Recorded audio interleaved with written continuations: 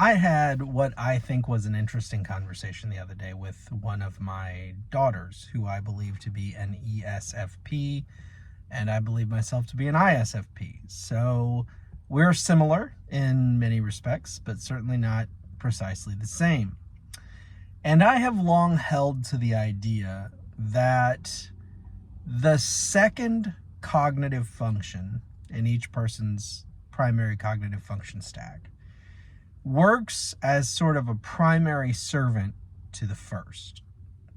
Now, for me, what that looks like is my second function, extroverted sensing, is constantly on the lookout, like a radar that is never turned off and is always manned. It's always on the lookout for the best things to see, the best sounds, music, whatever to hear. As far as seeing goes, it could be a beautiful sky, a beautiful building, beautiful flowers, or just anything that's pleasant to look at. It's always on the lookout for the best taste. It's always on the lookout for the best, feelings and all of these things, the best smells. And my extroverted sensing is continually ranking everything that it experiences. This is better than this, and this is worse than that, and so on and so forth. Always looking for the best. For what purpose? Is it just so I can experience these things and be like, okay, there's another experience that I can put in my logbook? No, I don't think it is. My extroverted sensing is a servant to my introverted feeling. It's looking for the best of everything so that my introverted feeling can then internalize it, grab a hold of it, and say, this is what I like. And then once my introverted feeling has determined this is what I like, I can experience it over and over and over and over and over again. I can keep going back to it. This is the best chocolate chip cookie. So when you have the opportunity, go back to that chocolate chip cookie. But chocolate chip cookies are better than brownies, of course, my opinion. So when you have a choice between chocolate chip cookie and brownie, always go to chocolate chip cookie. Always be going back to the things that your extroverted sensing has identified as the best, and that you, because of that, now know that you love. Watch the same movies over and over again. Listen to the same music over and over again. Eat the same food over and over again. Not because I don't like to experience something else, I do, but because I have identified those things as being the top. My extroverted sensing has ranked all these things and said, well, here are the best ones.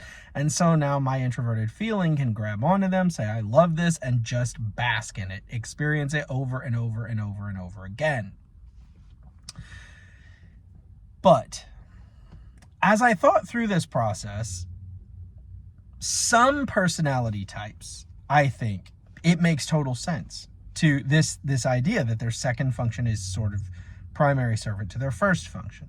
Some of them make so much sense. For example, an ISTP. An ISTP wants to wants to experience the physical world so that they can understand it. An INTP wants to experience the ideological world so that they can understand it.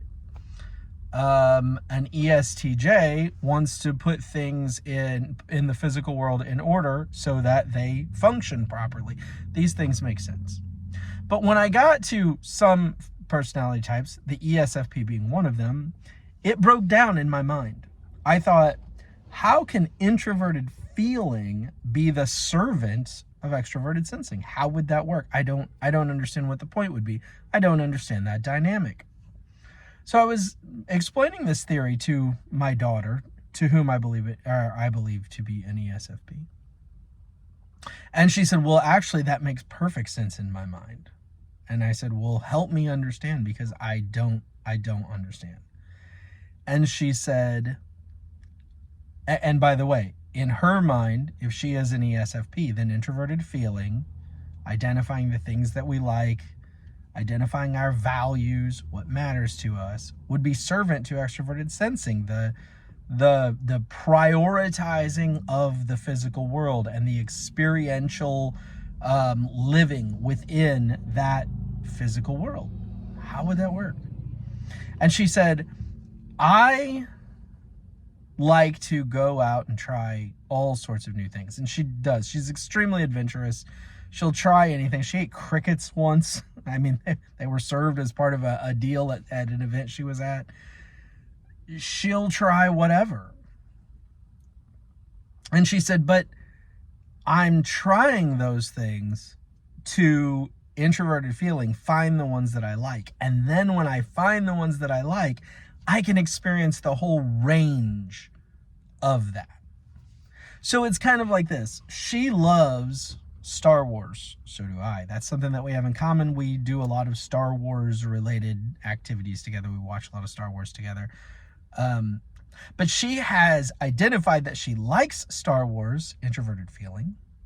Therefore, she knows that she can go experience the entire range of everything that Star Wars has to offer. She watches all the shows, all the movies. She's reading Star Wars books. She's just devouring them. She has Star Wars clothes. She's all in on Star Wars. She identified that she likes a certain singer, and now she sees it as being sort of like that frees her to then experience everything that singer has to offer. All of the songs, any documentaries, whatever.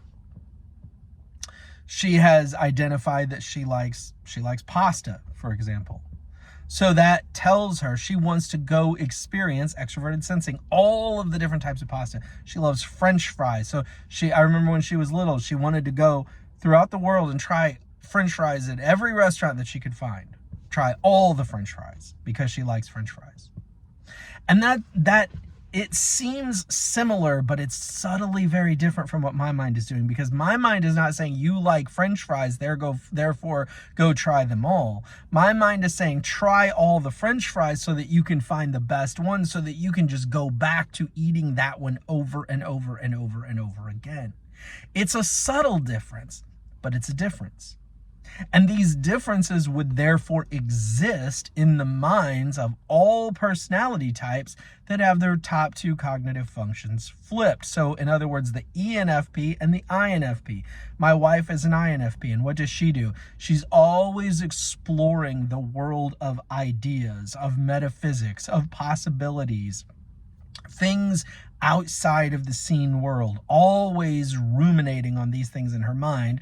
Why? So that she can find the ones that have value to her. For the ENFP, then, it should be flipped. Once they find the thing that has value, it gives them sort of the impetus, or maybe the authority, I'm not sure, the permission. It's tough for me to know exactly how it would work in their minds. But it gives them the catalyst to then explore every facet of that idea. It's flipped, the INFP and the ENFP. And so on, and it would go with all of the types that are flipped from one another in those top two cognitive functions. And it's fascinating to me. But I find that some of them make perfect sense in my mind and others don't. But if you, just like I did, find one of those people who it's hard to make sense of, present the theory to that person can explain to you how it works in his or her mind. And that's what my daughter did for me. And it really helped me to understand not only just how the ESFP mind works, but how this whole concept could play out in different personality types. Thanks for watching. I hope you have yourself an awesome day. Bye now.